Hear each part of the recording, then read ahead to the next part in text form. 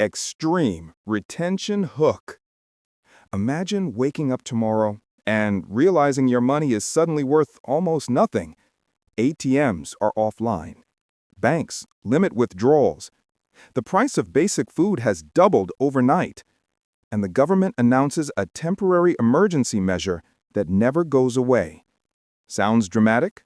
Maybe. But every major financial collapse in history started exactly like this, with people believing this could never happen here.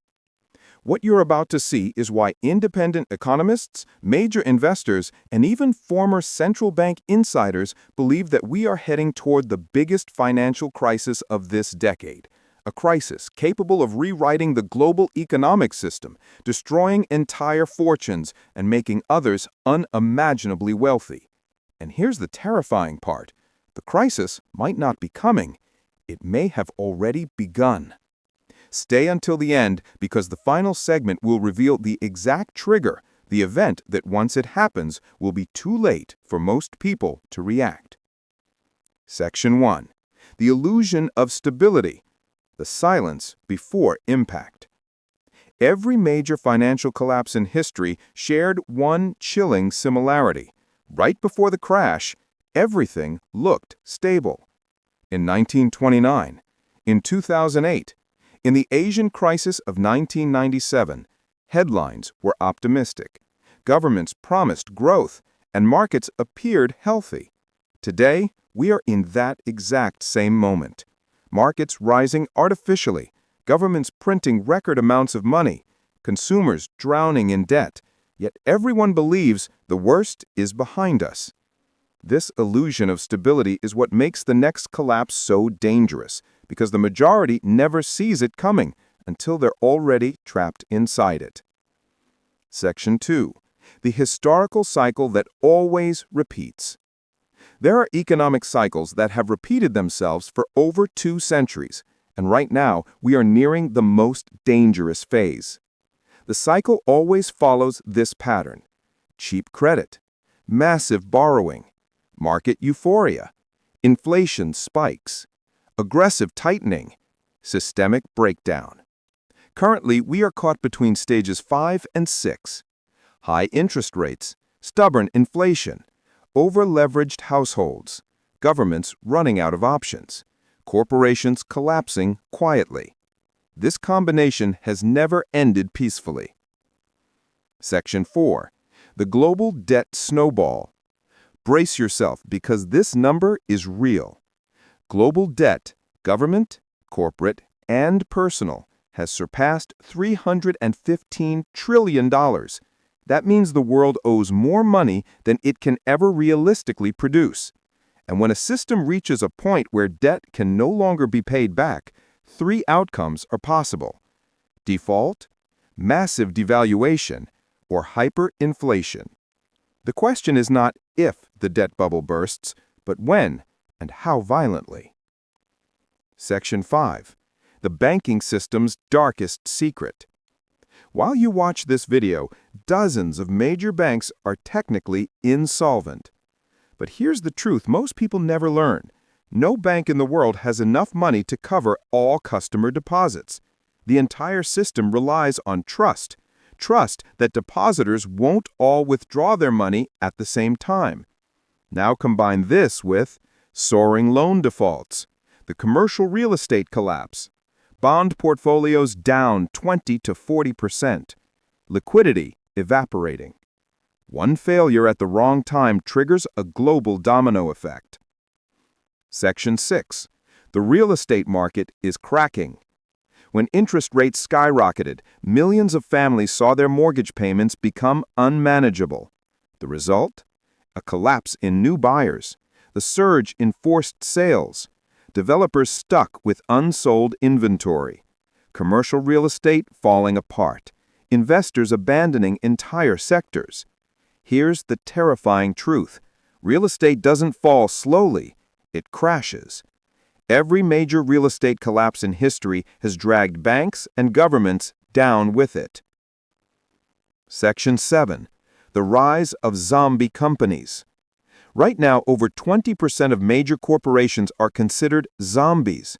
Companies that survive only by constantly refinancing their debt. They don't generate profit, they don't grow. They're barely alive. With high interest rates, the refinancing lifeline is disappearing. One by one, these giants are collapsing. And when they fall, they take supply chains, jobs, and industries with them. Section 8. The fragile banking insurance system. Most people believe their bank deposits are protected. But those protections come with a massive secret.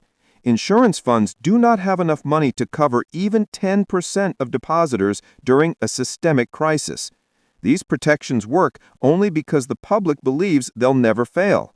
But once confidence cracks, the insurance system collapses instantly. Section 9. The new financial war between global powers. While consumers struggle, a silent economic war is unfolding between the world's major powers. China reducing exposure to the U.S. dollar. The U.S. trying to tame inflation at any cost. Europe facing stagnation and energy crises. Emerging markets fighting to keep their currencies alive. This war isn't fought with missiles, but with interest rates, sanctions, and currency manipulation. And with every move, global stability becomes more fragile. Section 10. The black swan isn't unexpected anymore. Economists call catastrophic, unpredictable events black swans. But this time, the black swan is almost expected because we can see it forming. There are 3 events that could instantly trigger the crisis. A major global bank collapses, a nation defaults on its debt, or investors abandon government bonds at scale, and it only takes one. Section 11. The why this will be the biggest crisis of the decade. This will be the largest financial crisis of the decade for one simple reason. Every possible economic problem is happening simultaneously. Record global debt, high interest rates, persistent inflation, weak governments, fragile banks, overstretched consumers, corporate bankruptcies, geopolitical conflicts, AI accelerating job disruption. No previous crisis had this many overlapping threats. None. This is the perfect storm. Section 12. The final trigger. The spark. Here it is. The moment most people won't recognize until it's too late.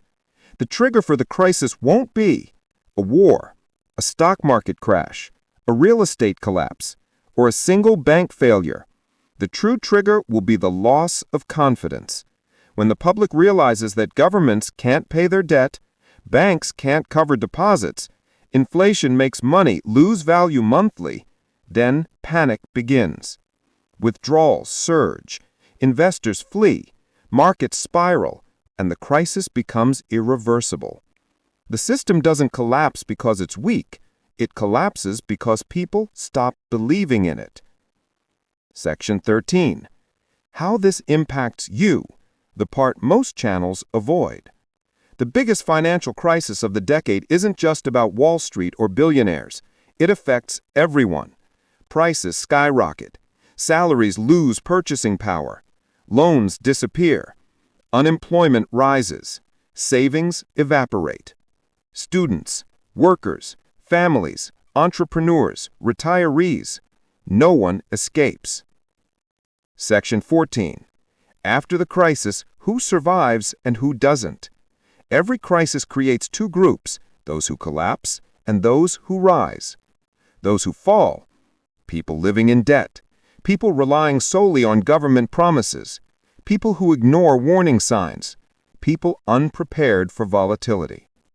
Those who rise, people with liquidity, people who understand cycles, people who buy undervalued assets, people who prepare early. Crises destroy fortunes, but they also create the biggest opportunities in history. Final, retention ending. Hook for part 2. Now that you understand the signals, the dangers, and the final trigger, one question remains. Why is almost no one talking about this? In the next video, I will reveal which sectors will collapse first, which countries are at highest risk, how wealthy investors are quietly preparing, and the timeline of how the crisis could unfold step by step. If you want to be ready before everyone else, don't miss Part 2, because it shows exactly how the crisis begins and how to protect yourself before it's too late.